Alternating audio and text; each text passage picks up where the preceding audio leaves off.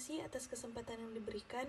Perkenalkan, nama saya Jili Laluyan, mahasiswa Fakultas Hukum Universitas Samratulangi. Pada saat ini saya akan memaparkan materi tentang asas-asas pembentukan peraturan perundang-undangan. Latar belakang.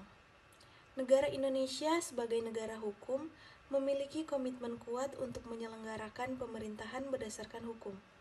Hal ini tercermin dalam Pasal 1 Ayat 3 Undang-Undang Dasar Negara Republik Indonesia tahun 1945 yang menyatakan bahwa negara Indonesia adalah negara hukum. Peraturan perundang-undangan tidak hanya berfungsi sebagai pedoman dalam penyelenggaraan pemerintahan, tetapi juga sebagai sarana untuk mewujudkan keadilan, kepastian hukum, dan kemanfaatan bagi seluruh rakyat Indonesia. Pengertian peraturan perundang-undangan.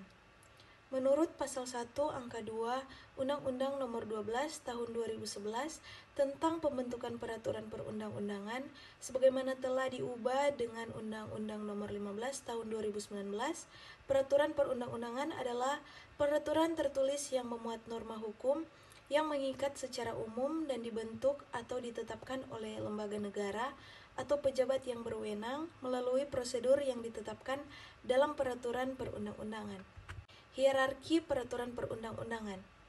Berdasarkan Pasal 7 Ayat 1 Undang-Undang Nomor 12 Tahun 2011 sebagaimana telah diubah dengan Undang-Undang Nomor 15 Tahun 2019, jenis dan hierarki peraturan perundang-undangan terdiri atas Undang-Undang Dasar Negara Republik Indonesia tahun 1945, ketetapan Majelis Permusyawaratan Rakyat, undang-undang atau peraturan pemerintah pengganti undang-undang, peraturan pemerintah, peraturan presiden, peraturan daerah provinsi, peraturan daerah kabupaten atau kota.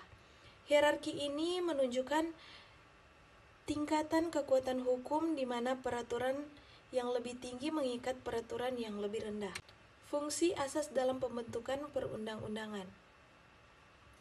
Fungsi normatif, memberikan pedoman dan arah dalam pembentukan peraturan. Fungsi konstruktif, membantu dalam membangun sistem hukum yang koheren dan konsisten. Fungsi korektif, menjadi alat untuk mengevaluasi dan memperbaiki peraturan yang ada. Fungsi preventif, mencegah pembentukan peraturan yang berpotensi merugikan. Fungsi integratif, menyatukan berbagai elemen dalam sistem hukum. Asas-asas pembentukan peraturan perundang-undangan. Asas kejelasan tujuan. Asas kejelasan tujuan mengharuskan setiap peraturan perundang-undangan memiliki tujuan yang jelas dan tegas. Asas kelembagaan atau pejabat pembentuk yang tepat. Asas ini menekankan bahwa pembentukan peraturan perundang-undangan harus dilakukan oleh lembaga negara atau pejabat yang memiliki kewenangan sesuai dengan jenis materi muatan peraturan yang akan dibentuk. Asas kesesuaian antara jenis, hierarki, dan materi muatan. Asas ini mengharuskan adanya kesesuaian antara jenis peraturan perundang-undangan dengan materi yang diatur di dalamnya, serta memperhatikan hierarki peraturan perundang-undangan. Selanjutnya, asas dapat dilaksanakan dan asas kedayagunaan atau kehasilgunaan. Implementasi asas-asas dalam praktik.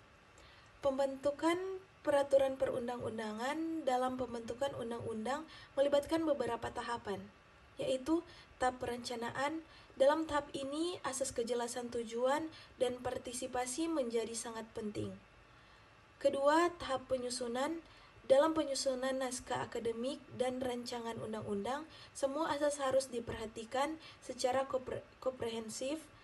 Tim penyusun harus memastikan bahwa materi muatan sesuai dengan hierarki undang-undang, rumusan pasal-pasal jelas, dan tidak menimbulkan multitafsir.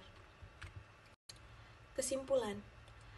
Asas-asas pembentukan peraturan perundang-undangan pada dasarnya merupakan pedoman fundamental yang harus dipatuhi oleh setiap pembentuk undang-undang agar produk hukum yang dihasilkan memiliki kekuatan mengikat, legitimasi, serta dapat menjawab kebutuhan masyarakat secara adil.